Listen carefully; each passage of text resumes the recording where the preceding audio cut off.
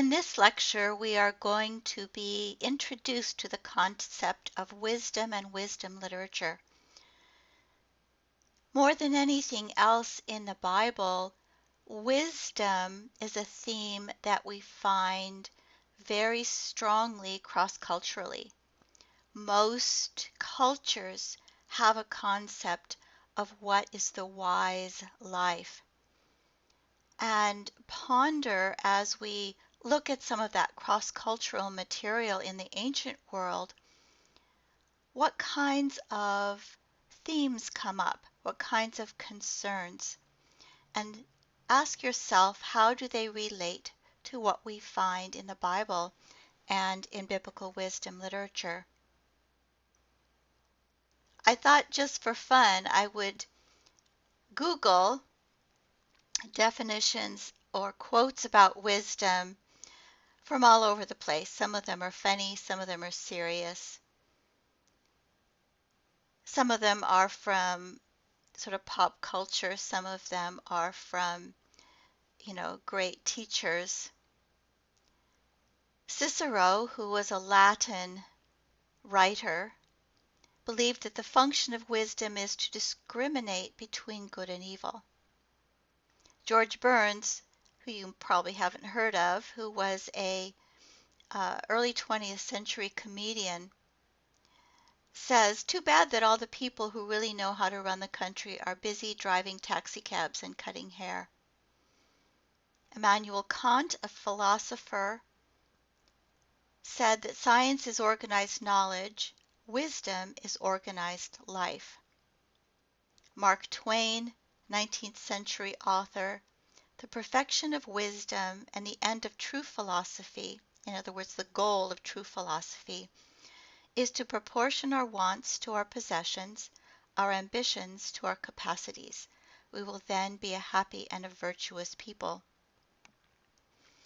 Robert Heinlein, a 20th century science fiction writer, said, "But goodness alone is never enough. A hard, cold wisdom is required, too, for goodness to accomplish good. Goodness without wisdom invariably accomplishes evil." Stephen Vincent Benet, a writer and poet, "We thought because we had power, we had wisdom." Confucius, "Real knowledge is to know the extent of one's ignorance. To practice 5 things under all circumstances constitutes perfect virtue. These 5 are gravity, generosity of soul, sincerity, earnestness, and kindness." Claude Lévi-Strauss, a academician in anthropology, said, "The wise man doesn't give the right answers, he poses the right questions." Oliver Wendell Holmes, a politician and thinker of an earlier time, "It is the province of knowledge to speak, and it is the privilege of wisdom to listen." St. Augustine said, "Patience is the companion of wisdom."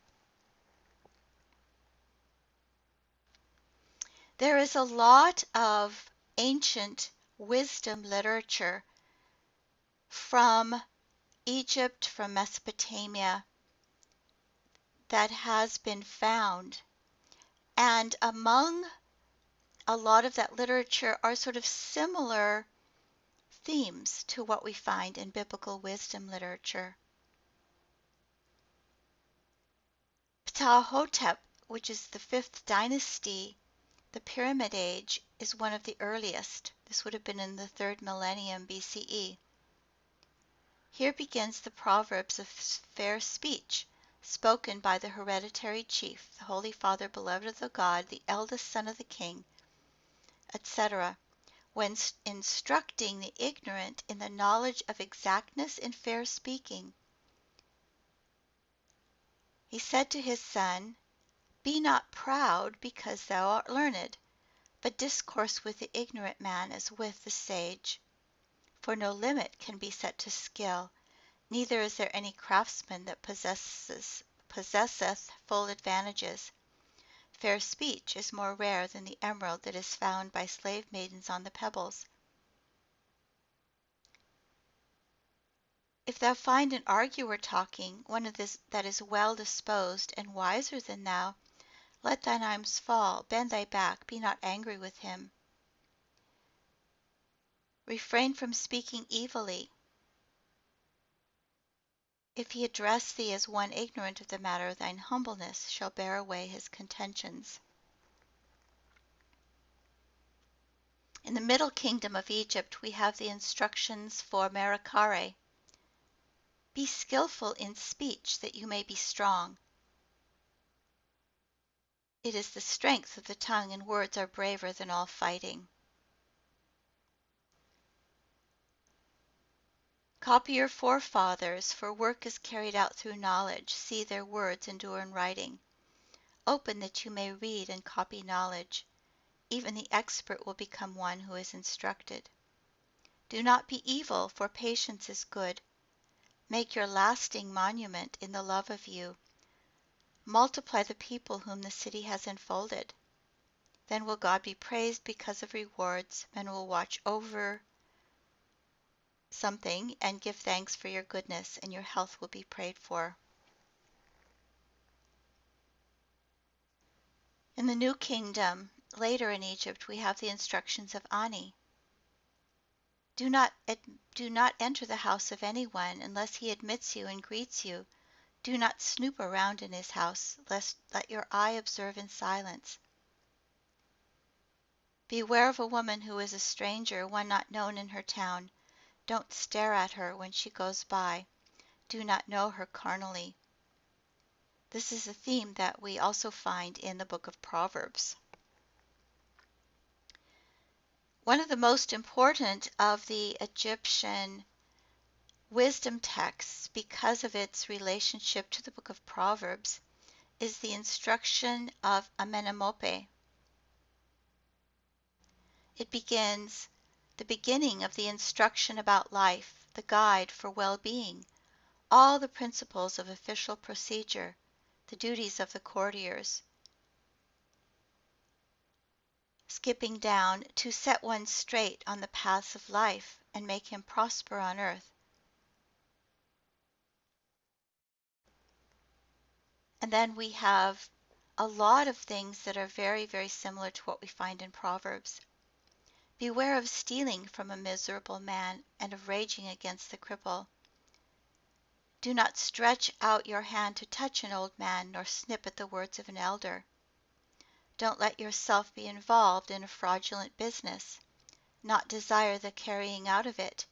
Do not get tired because of being interfered with, nor return an answer on your own. Do not displace the surveyor's marker on the boundaries of the arable land, nor alter the position of the measuring line. Again, we find this same thing in the Bible.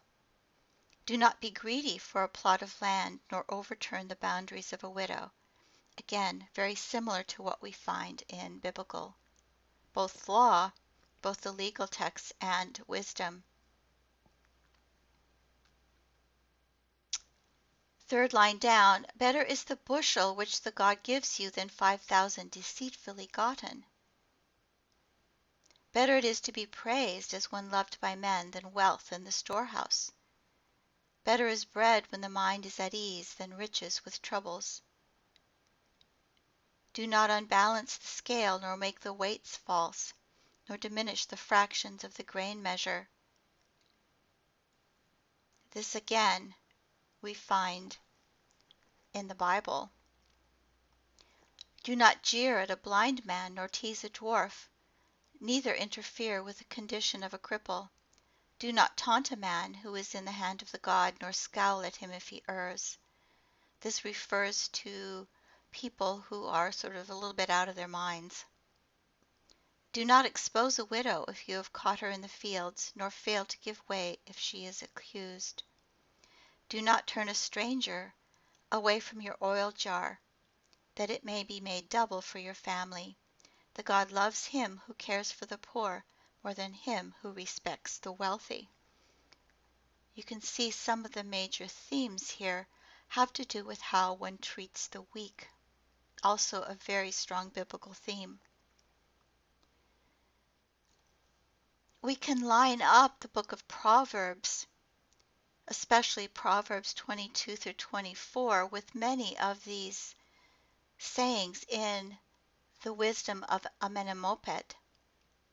So, for example, there is the appeal to hear, the purpose of instructions, 30 sayings, learning a worthy response, do not rob a wretched person, avoid friendship with violent people, a trap may ruin you, do not remove landmarks, skillful scribes will be couriers, eat cautiously before an official, wealth flies away like birds, do not eat a stingy person's food, vomiting will result, careful who you speak in front of, do not remove widows' landmarks, rescue the condemned.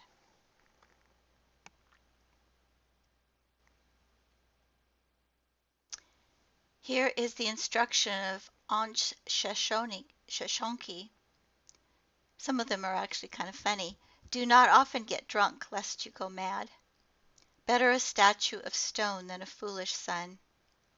As for a man who smells of myrrh, his wife is a cat before him. Better a noble failure than a half success. Silence hides incompetence. And this one would not be very popular. Teaching a woman is like having a sack of sand with its sides split open. Probably not one we want to emulate. If a woman loves a crocodile, she will take on its character. And do not laugh at a cat. Not sure about that last one.